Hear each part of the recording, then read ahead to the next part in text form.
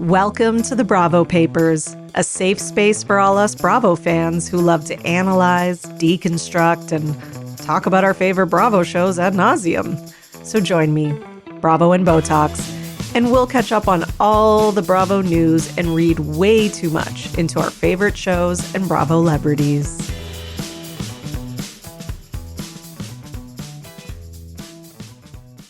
Hello, everyone, and welcome to another episode of the Bravo Papers, here with your host, Bravo and Botox / Emily, here with you on Monday, September the 30th, to bring you all your Bravo TV / mom talk gossip, because I've got a little bit of Secret Wives of Mormon Lives. I always want to say Secret Lives of Mormon Lives instead of wives. News for today. We don't have as many news items as I usually have, just in terms of like separate stories, but the stories that I got are hot. Like, shit is heating up, and they're like pretty big things, especially in the OC world. After that episode on Thursday, which, okay, spoiler alert, because I'm going to talk about something in the episode. So after that episode and Ryan and Eddie getting into it and Tamra storming out and stuff, shit has just really heated up, especially with Tamra going on Watch What Happens Live. Okay, so let's just get into it, because this is all news that is like broke Saturday morning. So it's like pretty fresh. And basically what happened is Tamara was on Watch What Happens Live. And she stupidly, as she does, started running her mouth, as she has in the past, and may have gotten herself into yet another lawsuit. So, okay, so Tamara said, she basically said something along the lines, like, she was asked by Andy about, you know, Ryan, and does she regret things that she said, etc. And then she basically said that Ryan stole money from the MLB player. Okay. So that was this is kind of like Ryan's personal business, which again, we all know about because it's been in the news and it's a huge story, right? That money that he was given as, I believe that he was paid back as a bookie from some guy. Basically, that guy was taking the money from this MLB player illegally. He was supposed to be like his financial manager or something. I can't remember exactly what his position was, but point of the story is that Tamara basically went on Watch What Happens Live and accused Ryan of stealing directly from the MLB player because of the way that she phrased it. Now, I mean, listen, it's arguable, I guess, if you received payment from someone who stole the money, it's arguable. Did Ryan know about it? Did he not? In my opinion, he probably knew, but he's not guilty because he hasn't been tried, right? And I don't even know if it will go to trial, because from what I've heard, he's made a deal with the FBI where, he's going to give information and probably get, a slap on the wrist or something like that. Because, I don't think he's like the main person that they're trying to nail on this. He's not like the guy who was directly taking the money out of the baseball pitcher's account. So, yeah.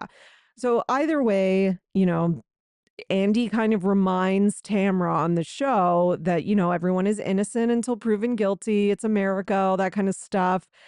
And however, she said it. You can tell, like, I think Andy was like trying to help her, but then, she said it, and she kind of said it like fact. She didn't say allegedly, she didn't protect herself in any way. You'd think that she would have learned from the Jim Bellino thing. But maybe we should know that she didn't learn from that, because, I mean, she's friends with Alexis again. So I don't know. It doesn't seem like Tamra, I don't know, learns lessons, I guess.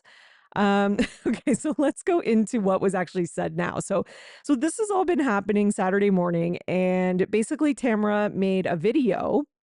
It's her and Eddie walking down the street. in New York City, and they're like talking about what they're going to do. And I guess this was after, they had recorded Watch What Happens Live. And you can tell, they're kind of like putting on an act for the camera. And they're both like acting just a little too jovial, than what would seem natural considering the topic that they're discussing, especially Eddie. I just feel like Eddie is always just kind of like blah, especially lately. Like he's just always like resting bitch face. He always just seems annoyed. I don't know. Like I just get that vibe from him. And Eddie's all like got this like fake kind of like cheery smile on his face. I don't know how else to describe it. And Tamara's like, I did misspeak on a couple of things on Watch What Happens Live. One of the things that I misspoke on, and then she like clarifies some like small thing as though she's trying to make it like really casual. You know what I mean? Like she's trying to bury the lead in the sense of like she's gonna address the Ryan thing, but she's trying to make it like, oh, I was going to make this video anyways. I didn't just purposefully make this Instagram video just to apologize and set the record straight and correct what I said. It just came up naturally. Like, you know what I mean? Like, you can tell she doesn't want to give this as like an official apology to Ryan because I think there's maybe a little too much pride and Eddie doesn't like him and all that. I mean, but you can tell Eddie is like, we needed to make this fucking video. Like you can tell Eddie is like, he's like helping Tamara with what she's saying, all that kind of stuff. But basically Tamara's like, I misspoke on the Ryan thing. I should have said, I shouldn't have said that he stole the money. This is America. Everyone is innocent until proven guilty. He I don't know what his involvement was. There's no, I don't know any evidence. Like she backtracks and Eddie's like, yep, everyone's innocent till proven guilty. We don't know that he stole it or that he's even involved with it. Like they really go and backtrack it. And then she's like, okay, guys, so here's the restaurant that Eddie and I are going to tonight. She flips the subject. So I saw this video posted and then like an hour later or so, there's been some responses. So, somebody commented on it and said, trying to avoid a new lawsuit, it seems convenient to misspeak on a public platform. I don't buy anything this woman is selling. And then Ryan, as in Jen's Ryan, responded to that and wrote facts. I had Tamara served yesterday, hence the apology. Okay, Mr. Ryan. Wow. He was coming in hot in that episode, like reading Tamara down, and then now he's doing it again. So crazy. And then somebody else said, Ryan, please get yourself a good lawyer and sue Tamara's ass off. She's out here now trying to do damage control, saying, I didn't mean to say Ryan stole money. We are behind you and Jen. And then again, Ryan replies and says, facts. I already did. I hired Jeff Neri, which is the same amazing attorney that represented Jim Bellino in his victorious slander and defamation lawsuit against Tamara years ago. She was served yesterday. Round 2 boxing glove emoji. I mean, like Tamara might have to quit the show because, well, I guess she can't now because she has another lawsuit, but oh my God, Tamara. The amount of years and time and money that lawsuit with Jim Bellino took out of Tamara's life. And she fucked up again. She did it again. And I don't even think she cares that much about this conflict with Ryan. I think she's just doing her like, I'm Tamara, I stir up trouble, I need to make sure I have a storyline. Like honestly, I'm like, is Eddie gonna stay with her? Like, is he gonna be like, for fuck's sakes, again, Tamara, again, same shit as last time? Like, oh my God, because Ryan's pissed. Like, I don't know. It's not good. It's definitely not good.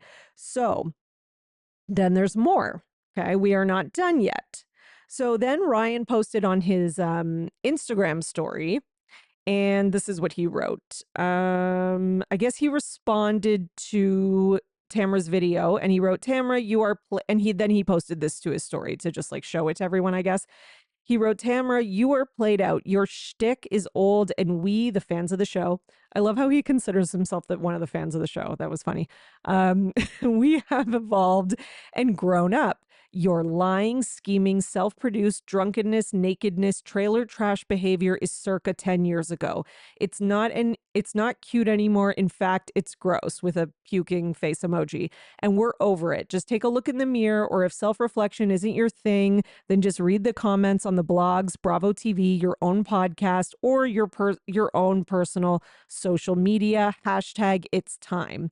And then Gretchen Rossi, the girl who was on OC like 10 years ago, comes out of the woodwork, and she replies to this. And Ryan also put this on his story. And she wrote, it reminds me so much of what she would do to Slade and I constantly. She would talk mad shit about Slade, and then the second he defended himself or called her out on her BS, she would cry and play victim. It's the same old story, just different characters. I'm so sorry you two are going through this. We love you guys. Listen, is Gretchen correct in the sense that, you know, Tamara kind of repeats these patterns with stirring up trouble, etc.? Yes, she's right about this. However, let's not get into some like revisionist history here, Gretchen, because you and Slade were not innocent in all of this.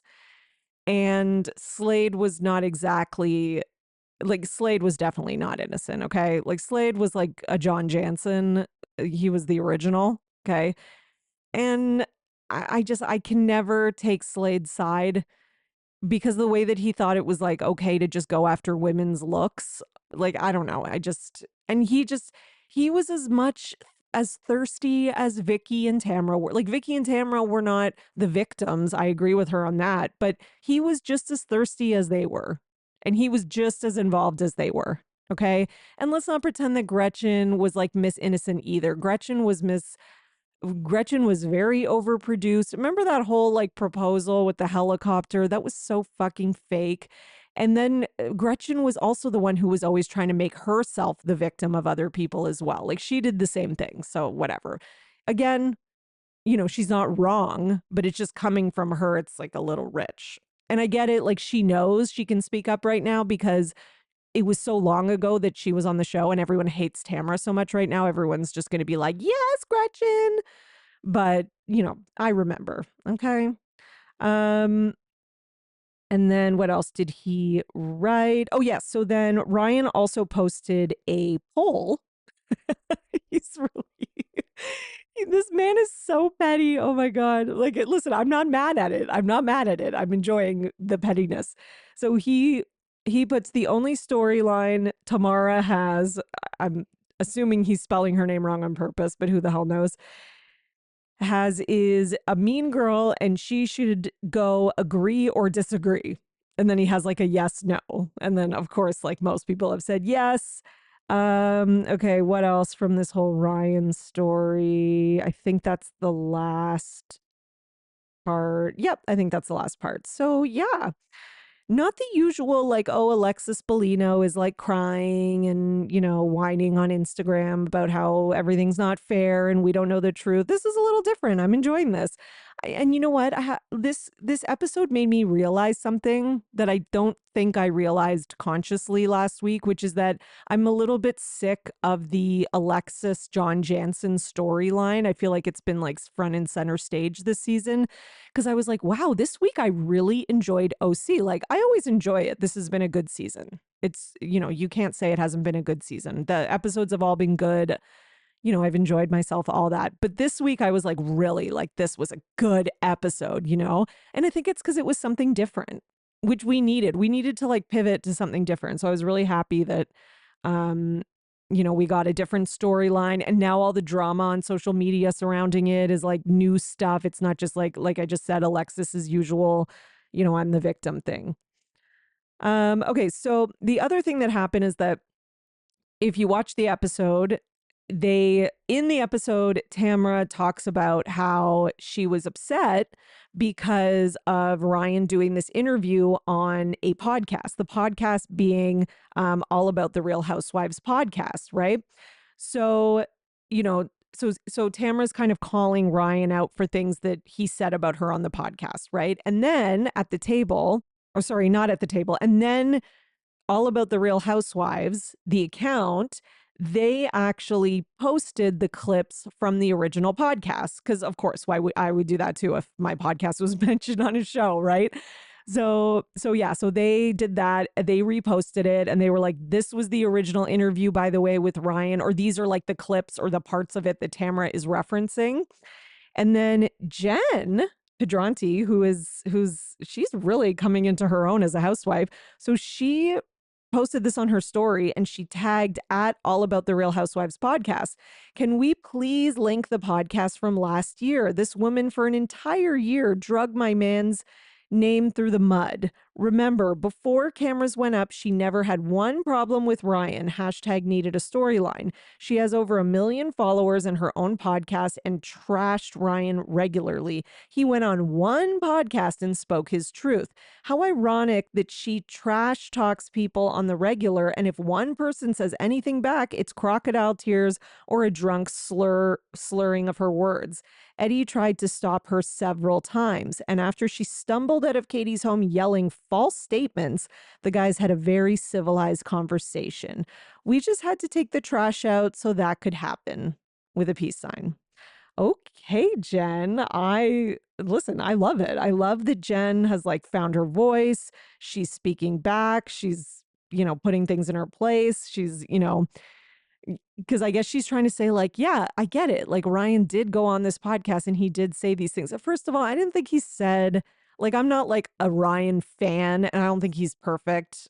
Do I think he was probably, sleeping with a lot of married women? Do I think he was probably, maybe not the most trustworthy? Do I think he's involved in shady shit and getting money illegally? Yeah, I do. I think all of that. Do I think he's like the best guy? I don't know. I really don't know. What I do know is that I think that Tamara's beef with him is fake, right? And I do believe Jen that she probably never really, like, she wouldn't have raised any of these issues with Ryan if it wasn't for the show. Like, let's just be honest. And the other thing is that, like, what he said on the podcast, it really wasn't that bad.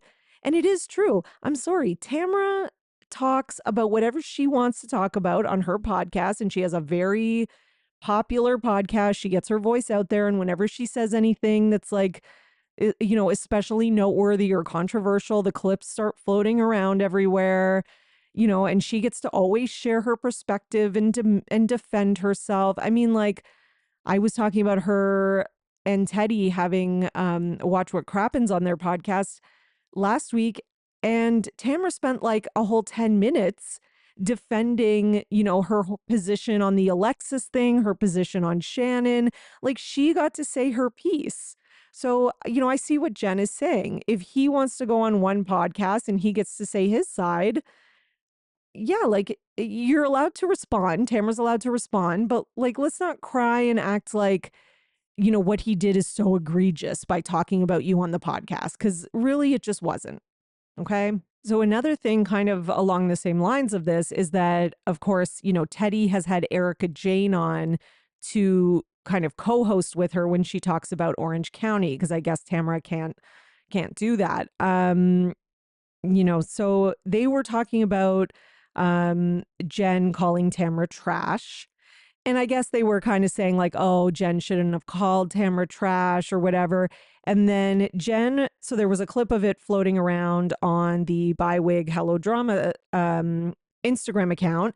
And Jen Pedranti again responded, because she has definitely found her voice, and said, girls, I made the post. I completely understand the statement of calling her trash. Doesn't sit well with you. It's not my nature either, but I apologize. I can't think of another name for her. She has zero class, peeing like a dog on my back patio, sticking her finger in Emily's butt, peeing in Katie's. The fact that she has this many examples just kind of like, Tamara, I think we got to get our shit together, Tamara. Okay. Being like a dog. Oh, wait. Crying in Big Bear that she's mad at God, screaming at Shannon that she's an alcoholic when we all know Tamara uses alcohol as liquid courage. I could go on and on. She made big allegations against Ryan. She will be hearing about it. I have so much respect for you at the pretty mess. I certainly understand I am new and Tamara has been around for a long time. That doesn't mean that me, my partner, or my family take her bashing quietly. At Teddy Mellencamp, I enjoyed you at the Traders Party. It feels like you are one of those girls that like whoever your BF likes and hates whoever your BF hates. I mean, that's 100% true. That is the read of the year. Like Teddy's just like, Tamara doesn't like someone. I don't like someone. Kyle doesn't like someone. Like, yeah, Teddy's just a little lapdog. I'm different, but can understand your stance being that you're so close to Tamara. I was once as well. Let's not forget that. Okay. Love it. Love it, Jen. Just a round of applause. I can't because I'm holding my mic, but round of applause. Love it. And I think she made a great point because it's all true. Like, yes, I don't think that Jen is the type of person that would normally just like jump out of the woodwork and call someone trash on social media. But at the same time, this is, this is a situation. And now she's a housewife and she's doing a good job.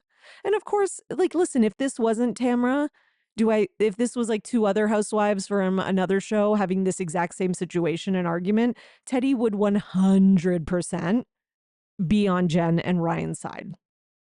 Period. Full stop. End of story.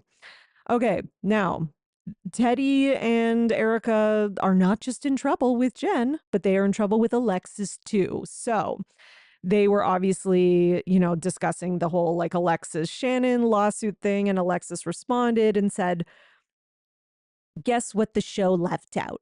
I did not make it about me. I saw Heather so this was about like Alexis trying to make the whole like argument with Emily about her when, when she started. I don't even know why Alexis was upset in that situation.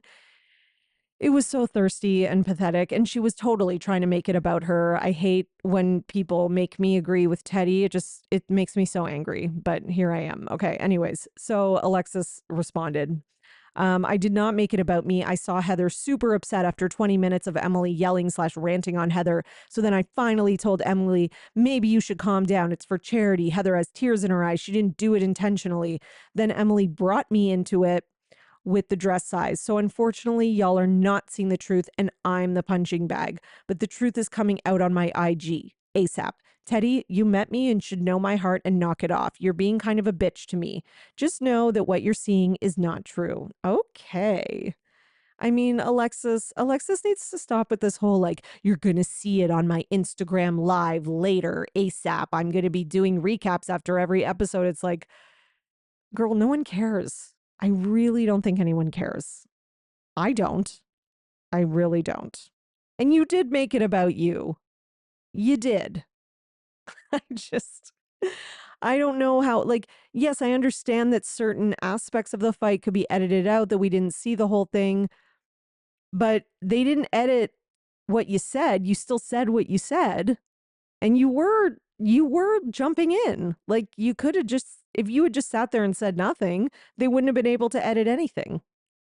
Right? Right. Okay. So another, where else was I? Oh yeah. So another little story out of OC that's not as heavy as these other ones, but just kind of fun, is that apparently Emily made a comment about Katie not really living in the OC. So Katie made this like kind of TikTok reel video, and it's like her doing all this stuff at her home. And every time she's doing something in the video, like she's taking out the trash, and it says, I love taking the trash out at my home in Orange County. And at my home in Orange County is in caps. And then she's like sitting on the couch and she's like, I love watching TV on the couch at my home in Orange County. Right. So, and there's like 10 of them. Okay. So I guess, Emily was trying to say that she doesn't, and she's sort of like clapping back at that. And then I posted it because I didn't even realize like who said she didn't live in Orange County. It was Emily. I thought it was Heather because it just seems like something Heather would say. But Katie did comment, somebody posted this and it was talked about on Radio Andy, and Katie commented and said, I love Orange County and I'm never leaving, with 3 hearts. And then she did send me a DM to say, I do live in Orange County, and it was Emily trying to say that I don't. Okay. Okay. And then Vicky has responded to Alexis and her post from last week where she was calling the Real Housewives of Orange County her career. So I don't know if you guys remember that. If you missed last week's news episode, I went over it all there. You can go back and listen. The timestamps are always in the description if you're looking for a particular show. So basically, Alexis was talking about how, this is her career that she chose. So Vicky responded and said, and we know Vicky's always got an opinion when it comes to jobs, you know, get a job, go to work. Like that's Vicky's thing, right? So she responded and she said, she, as in Alexis, didn't make a fortune this season. She was cast as a friend only. If she thinks RHOC is a career, she has a rude awakening. I don't think she's ever had a career. Maybe she should consider getting one because hopefully this is a one season appearance. And then Vicky wrote career in caps with a laughing face emoji, which, yeah, I think that pretty much captures all of our opinions on that stupid ass statement. Okay, so speaking of, because we were just speaking about Erica Jane, there's been some big news with her in the Real Housewives of Beverly Hills world, which is that Erica has to give up the earrings. Listen, you all know which earrings I'm talking about. If you watch Beverly Hills and you follow Beverly Hills, you know what I'm saying. Those big diamond earrings that are worth like $1 million, according to Erica, the last time she talked about it on the show. Yeah, she lost them at a court hearing, and the court ruled that the earrings were part of the Girardi estate and therefore came from, victims' money, etc. And now we know Tom has been found guilty and all that. So this is from Ronald Richards. He's that like super thirsty lawyer who's always like posting updates on Twitter about what's going on with Erica and Tom. Listen, he's thirsty. That doesn't mean that he's not still sharing information from the court hearings because, he goes to them and then he types up what's going on Twitter. So, okay. Let me just see what he said. Oh, yeah. The ruling. The court rules the funds were commingled. Even Erica's attorney concedes that is a reasonable inference. Borges reiterates he doesn't approve of anything Tom Girardi did. References his client is not divorced but still married to Tom Girardi. Yeah, that's something that like Erica likes to talk about it like she's divorced, but she's actually not even divorced. So whatever. Court opines she is still in possession of the earrings and she isn't entitled to the money. I think he forgot they were sold. Her attorney says she married the wrong guy. The judge is reminding the commingling was not the issue at the prior hearing. He is just grandstanding now for press purposes. Court orders earrings are property of the estate. Now they are going to discuss the $25 million lawsuit. Okay, so that's, the kind of sum up there. So yeah, you want the receipts? Remember when she was all yelling at Crystal? Where's your information? Where are your facts? Cite them. Right? Sorry, cite them. Okay, here's our citations, Erica. You have to give back the earrings. Ha ha. And guess what? On top of that, sorry, I sound like a 5-year-old. I'm like, ha ha. But I'm really happy that she has to give them up. Okay. And I think we all needed reminders that Erica's a terrible person because people seem to be starting to forget.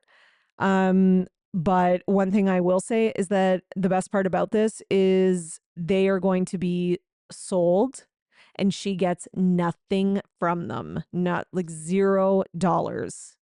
So, take that. Okay. We didn't forget about you, Erica. All right. We know, yes, you may have had some funny clapbacks last season with Denise and all that, but at the end of the day, you're still a terrible person. Okay. Okay, let's talk about Kim and Kyle. We haven't had news about them in a while. I didn't try to rhyme on purpose, guys. That just happened. Oh, this is sad though. I don't like having to report on this story here, but it's happening and I hate that this is going to be part of the season in a way. Okay, so I'm assuming it is. Again, I don't know for sure, but Kim Richards, this is from TMZ. So TMZ is reporting Kim Richards' confrontation with Kyle after psych hold. Family worried about sobriety. So that's the headline. So I'm going to read you just kind of like the most important parts. So Kim Richards has been shut out by her entire family, TMZ has learned, but it's a case of tough love because we're told she's fallen off the wagon and was placed on a psychiatric hold earlier this month, but that hasn't ended the drama. Law enforcement sources tell TMZ they showed up to a home Kyle owns in the LA area Wednesday night after the Real Housewives of Beverly Hills star called them in hopes of getting Kim removed from the house. Ooh, that's not good. Okay, we're told Kyle had let Kim live in the house, but she moved out a while back. But Wednesday, Kim showed up again. Law enforcement says Kyle told them she did not want Kim in the house because the family had cut all contact off in hopes that it would shake Kim and get her sober again. We're told cops explained to Kyle it was a civil matter and she'd have to file an eviction action. Kim remains in the house. But it gets even worse. Law enforcement tells TMZ back in early September, Kim was at a Hilton hotel in LA area and was incoherent. Kyle was there, the cops were called, and when they arrived, they asked Kim to leave, but she refused. Law enforcement tells TMZ Kim was placed on a 5150 psychiatric hold and taken by ambulance to a hospital. Ugh, it's just so fucking sad. Listen, I'm not going to jump on the like Kyle's evil train here, even though I cannot stand Kyle. I don't ever need a reason to hate on Kyle. I can't stand Kyle. She's one of my least favorite housewives. However, based on this story and this story alone, I cannot make a judgment on her choice in this situation when it comes to Kim, her sobriety, etc. We don't know the details. We don't know what's going on. I don't know what Kim is doing in the house, if she's doing things she shouldn't be doing, if there's illegal things going on. I don't know if she's trashing the place. Like, I don't know what's going on. Okay. I also don't know why, like, you know, if she needed to get kicked out of this Hilton hotel, she's refusing, she's incoherent. She had to be put on a psychiatric hold. Like, what I do know is that Kim has serious, serious mental health issues. Okay. And not just addiction. Addiction is a very serious, difficult one, but she has a lot of others too. Clearly, even if she was sober, she has stuff to deal with, obviously. So I do think that, we need to know the whole story. So I have to reserve my judgment in this case, especially because sometimes in some situations, when it comes to this kind of thing, family members of addicts have to put their foot down and they have to put boundaries down. Okay. There's a very blurry fine line between being supportive of someone's recovery and enabling. And sometimes people will not get help until boundaries are put down, right? Like, there is a point where you have to stop giving them money, stop enabling certain behaviors, stop making all the problems of their life and that they are causing magically go away. Because if all the problems keep going away and everything is done for them on a platter and there's no boundaries, they will just keep using. So there are things that need to be done. So I don't know the individual situation and what state Kim was at. You know, it's tough. What complicates it too is that Kim has these other mental health issues that I think are pretty serious and is on these medications. Like, everything, it's just a very messy, serious, complicated situation. Now, listen, I'm sure we're going to learn more about this maybe on this season. And this was my worry about Kim making appearances back on the show. Like, I don't think it's a good idea. I just don't think it's good for her. It's not good for her mental health. It's not good for, her recovery. It's not good for her issues to kind of be on display like this. Like, I just don't think it was a good idea. I can, like Kathy can do it, but I don't think that Kim should. And like, here we are again. Like, how is this going to play out on the show, etc.? And listen, if we watch the new season and we see Kyle handling it like a complete asshole like she has in the past, I'll be the first one in line to hate on Kyle. But that might not happen. Okay. And I am going to give her the benefit of the doubt in this situation. Okay. Okay. So listen, one thing I can say is I hope that Kim Richards can get some help and that she can get back clean and sober and back into recovery. That is, and get the help that she needs. That is what I hope. Okay. So what is next? Let's talk about Salt Lake City. Because there's a little bit of news with Mary Cosby and her church. So, Mary Cosby is suing the people who run the finances of her church. So, her and her husband slash grandfather and the Faith Temple Pentecostal Church have filed a lawsuit against the people operating the church's for-profit business. It's always weird for me that it's for profit, but whatever. Okay. Now, the thing that they're accusing, specifically, is they are accusing them of embezzling millions of dollars from the company and church over the years. This is a very weird story to me because it's like Mary has always been the one who's been accused of, wrongdoings, of maybe like spending, tithes and church money on like designer clothes, taking advantage of people, kind of running like a culty sort of following. Like she's been accused of a lot of this kind of stuff. And I think the thing that has raised the most questions is seeing her lifestyle, what she spends on clothing and designer bags and shoes and stuff like that, when it's like, where are you getting all this money from, considering what her and her husband do and the church that they run? So that's always been questionable. So it is interesting that she is suing someone else for embezzling money. So my first thought was there's a couple different things happening. One, Mary's like, I could have been having more money for all my designer stuff, and you're taking it. So that's one thing, and I'm pissed. The other thing is that she is maybe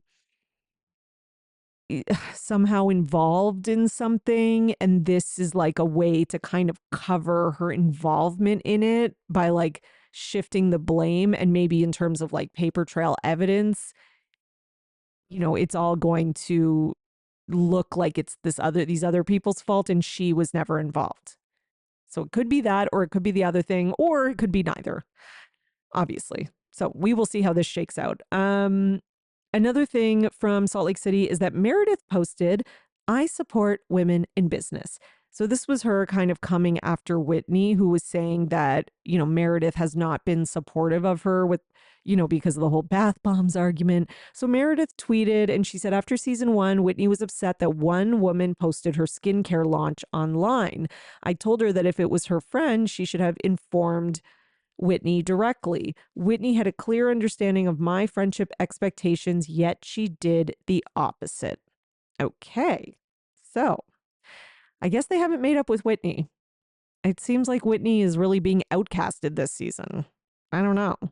I mean, listen, Whitney has some points when it comes to the other women, but then on the other side, a lot of Whitney's points are steeped in hypocrisy because, listen, all that stuff they named that she does last week when they were talking about why she's a liar, they're not wrong. Not last week on the premiere episode, like they're not wrong. She did do all that stuff. But they also do stuff. So it's one of those things. Okay, let's talk about Real Housewives of Miami, because I just have a quick update about Lenny and his alleged breakup, I guess. I thought they were breaking up, but now I'm like, what? So she, as in what's her name, Katerina, posted a selfie. And he responded, and this is like after the announcement of their breakup and all that. This was like last week, okay? And he responded and he's like, most beautiful woman on the planet, okay? And then she responded to that and wrote, are you flirting with me? Question mark with a pirate flag. Like, what is happening? What are we doing? Like, are we together? Are we not together? Not that I really give a shit. But now I'm just kind of like, did they just have like, are they just one of those like super dramatic couples like David Beador and Leslie, where like they get into a fight and then one of them goes and files for separation, and then, a week later they're like, psych, or like taking it back, we're not really getting divorced, like Leslie did. but then like behind closed doors, they're fighting and everything's toxic. I don't know. Like it's weird. Okay, so make what's the saying? Make of that what you will. That's it. Sorry, everyone. I'm tired. Okay. We also have some news from the Valley. So it seems that Jackson Schwartz thought it was a good idea to show up to the Giggly Squad show in LA.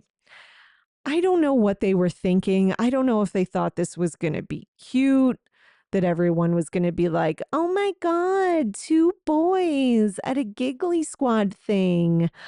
They're supportive of women, or like, oh my God, it's like the stars of Vanderpump Rules in the Valley. So because they're here and we're like pathetic fans, we'll just fawn over them, even though they're complete trash on the show. Like, I don't know what these two guys were thinking, but they came in, they stood up, they asked a question. They asked Paige and Hannah, do you really think we're trash or something like that?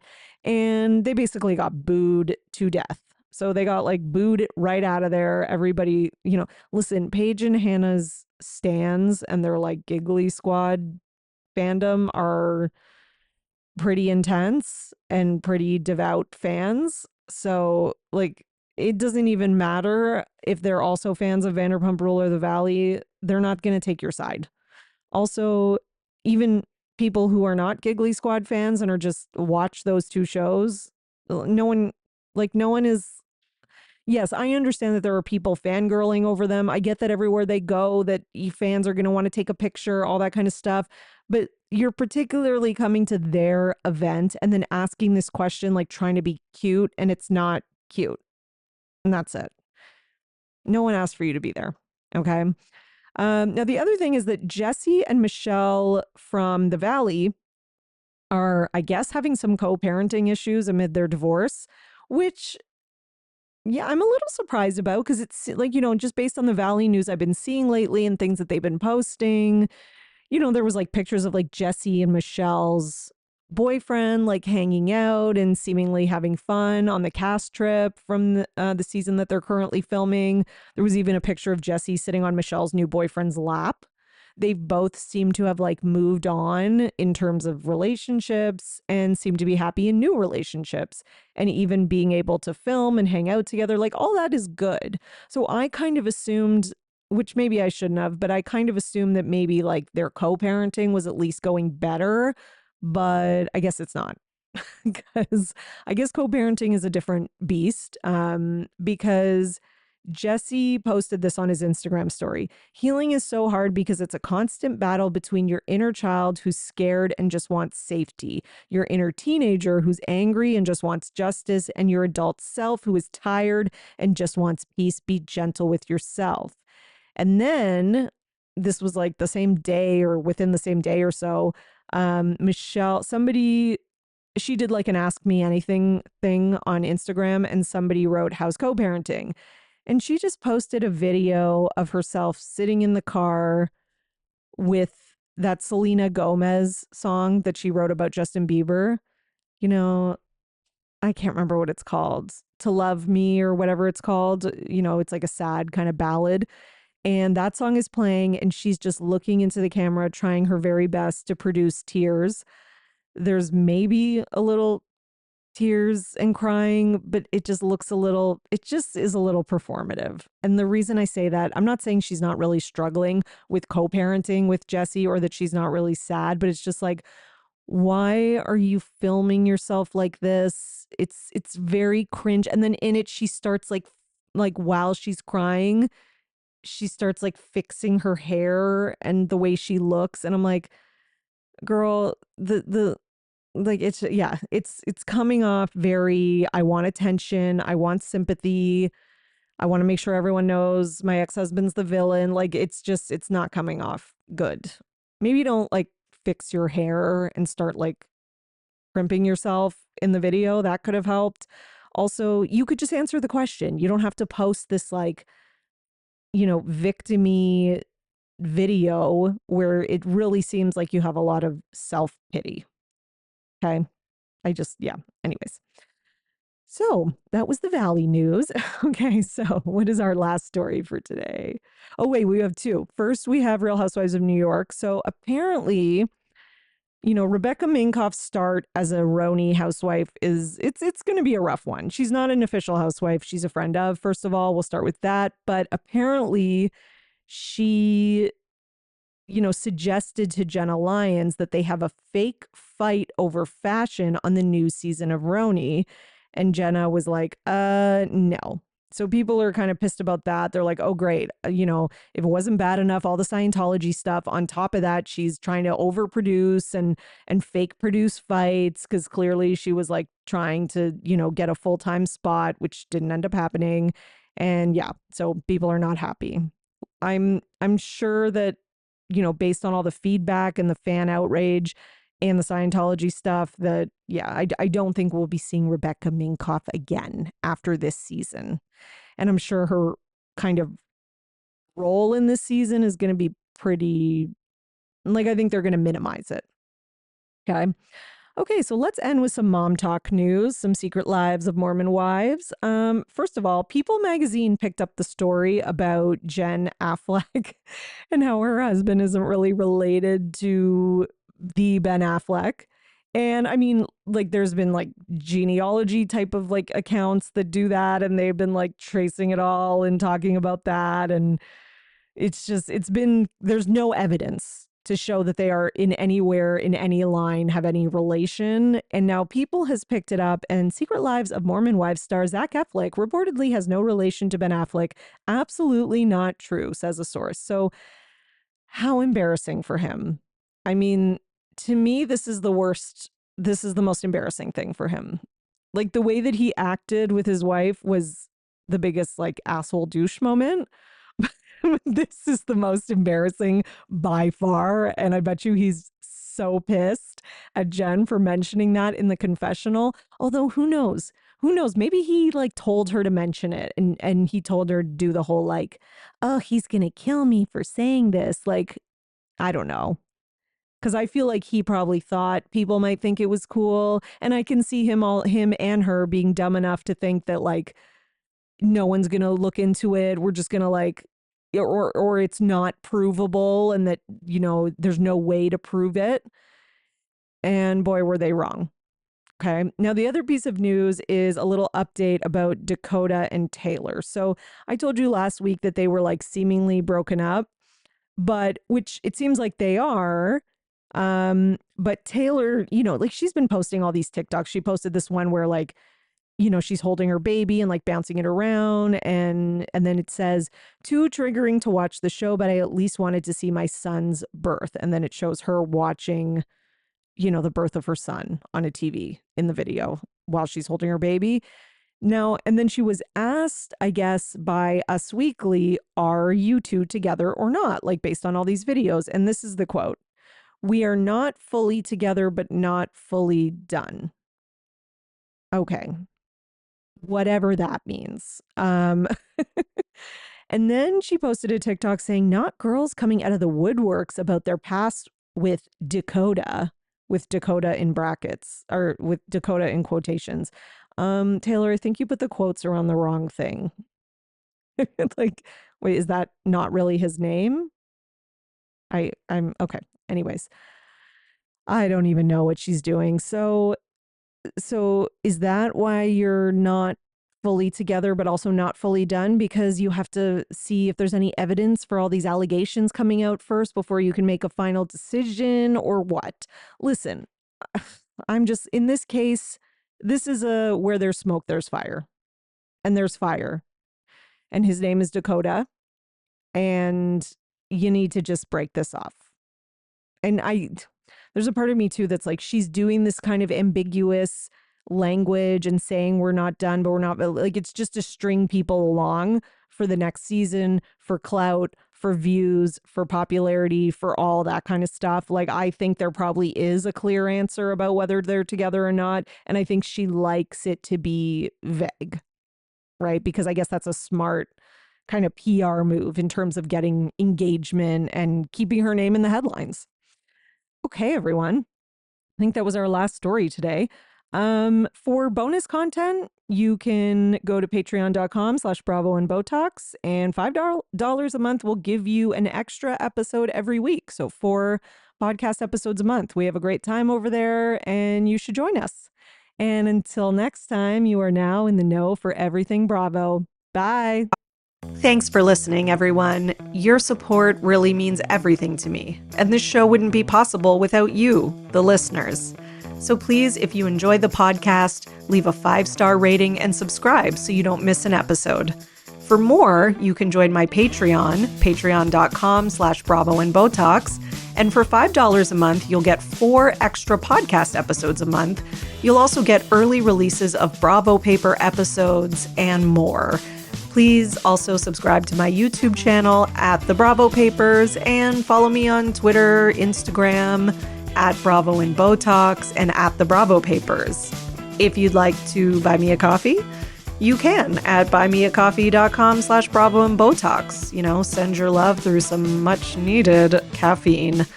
And any guest that was on today's episode will be in the show notes, all their social media and contact information. So thank you so much, everyone. Keep overanalyzing Bravo.